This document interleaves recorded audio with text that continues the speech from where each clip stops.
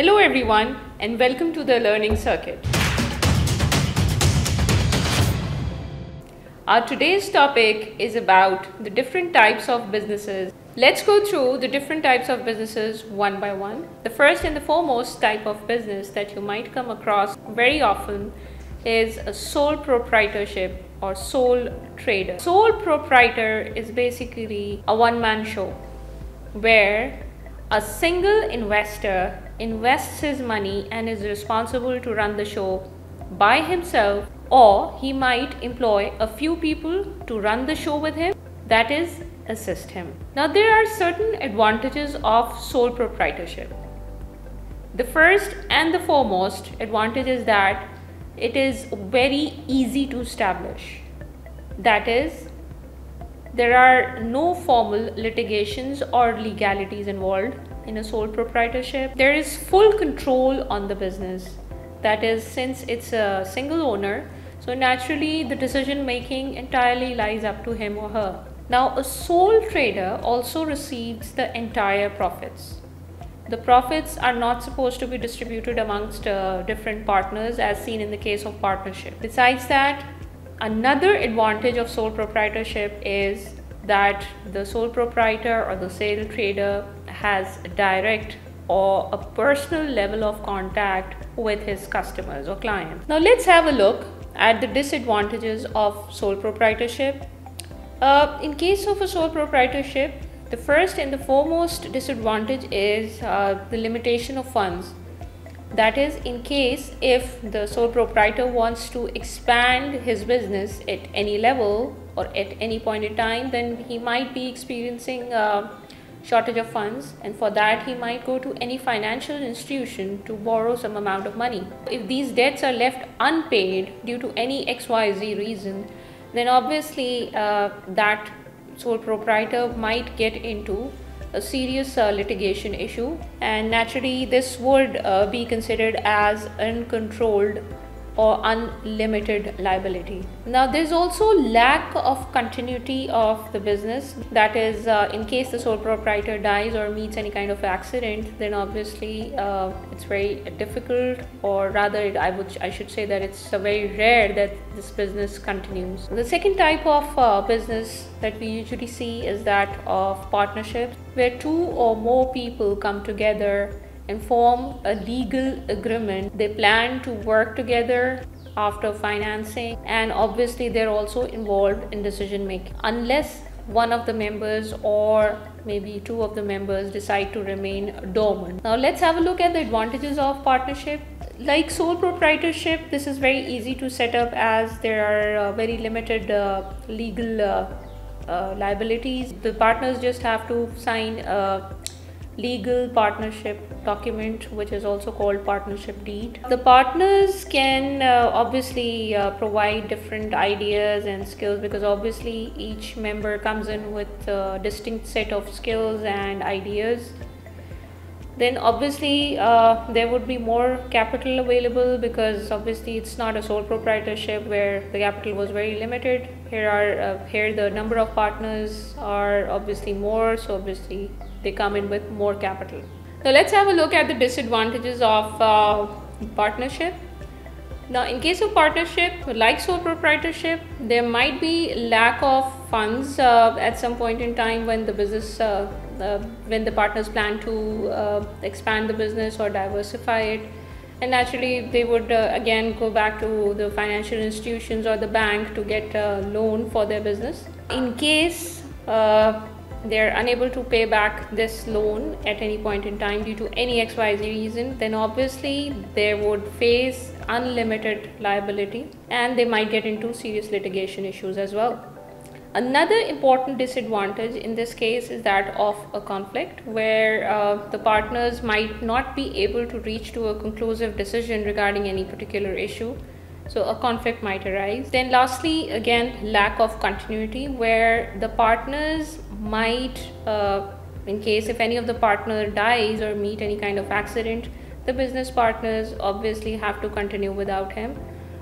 His family members might not be interested in continuing with the business or with the partnership. The third type of businesses is that of joint stock companies. Now, unlike sole proprietorship or partnerships, these companies, they offer their share to people outside the company. Now, once they buy these shares, they're called shareholders. These shareholders are paid off the profits in the form of dividends, that is their return on investment. Now, these shareholders have an advantage, as in they have a very limited liability, as in since these organizations which offer their shares, they are basically incorporated. So naturally, in case if the business fails, these shareholders are not engaged into any kind of litigation or legal issues. Rather, it's the company that is basically incorporated which is taken to the court for these matters. Another important point is that these companies, since they are incorporated, they have separate legal identities. There is continuity of business. In case if any of the shareholder dies or meets any kind of serious accident, then in that case the business will not stop. The business continues. Now, there are a separate board of directors who are actually selected on annual basis in board of director meetings where elections are held, and the shareholders, they select these directors who basically run the entire show. The shareholder who has the maximum shares, the more voting power he has, or you can say the more say he has in the company. Now, there are two different types of companies, that is a private limited company and a public limited company. Now, let's have a look at a private limited company first.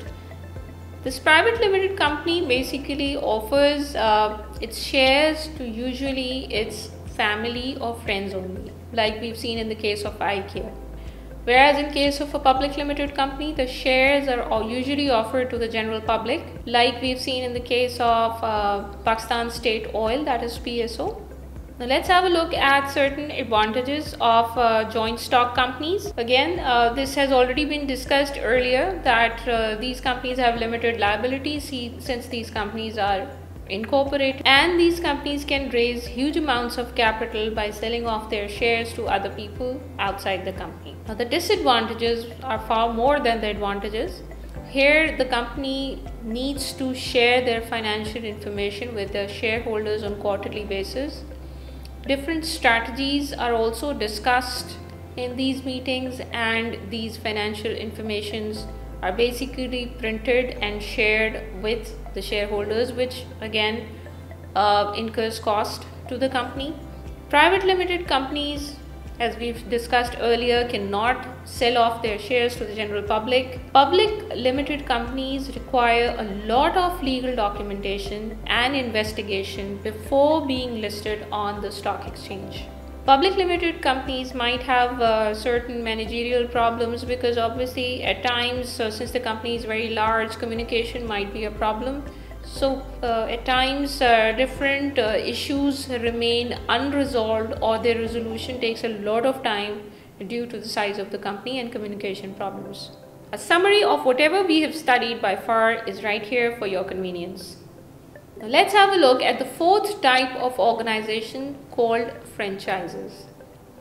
In case of a franchise, an already existing business, which is the franchisor, offers its business license or the franchisee license to another company or person who is called the franchisee. There are again certain advantages and disadvantages associated with franchisee as well as the franchisor. Let's have a look at the franchisor's advantages and disadvantages first. In case of a franchisor, the first and the foremost advantage is that he gets a rapid and low cost business expansion. The franchisor gets income in two forms.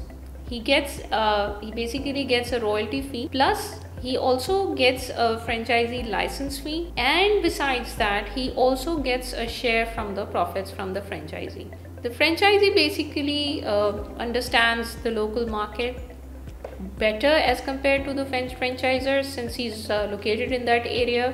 So naturally he can easily promote the product or even customize the product according to the tastes of the audience or the customers which are present in that local market. The franchisee is responsible to run the operations, whereas the disadvantages in case of a franchisor include that he has to share the profits with the franchisee, and there's very less control for the franchisor in this business.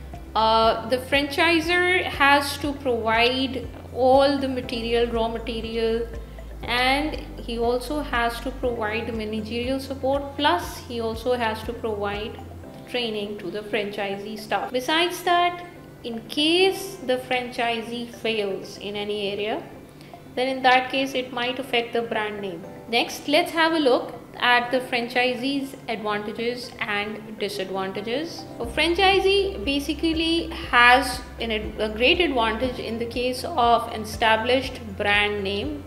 For that, he doesn't have to do much promotion or marketing. However, obviously there is a cost of setting up the business, and a franchisee doesn't have a full control of the business because everything has to be standardized and according to the standards of the franchisor. Profits have to be shared with the franchisor, and obviously there is a license fee plus a royalty fee as well, which the franchisee has to pay to the franchise. The franchisor has to advertise or promote the business on their own locally. However, the advantage is that the raw material and the managerial support plus the training of the staff is also provided by the franchisor. Now let's have a look at the joint venture. Joint ventures are formed when two or more businesses come together to execute a project. Foreign business will work with a domestic business in the same industry. Like for example, Google joined hands with NASA for Google Earth. Now, the advantages of a joint venture include that it reduces costs and it basically limits the risks as well. Besides that, each business brings in different set of skills and expertise. The market and product knowledge can be shared to the benefit of the businesses. The disadvantages of a joint venture include that in case if this project venture fails, then it can affect the brand name of both the existing businesses. The decision making might be a problem because obviously the distance as well as the difference of culture between both the organizations might lead to a communication gap. Now that's all for today. Thank you so much. Please do comment, like, share, and don't forget to subscribe to our channel, that is The Circuit Live.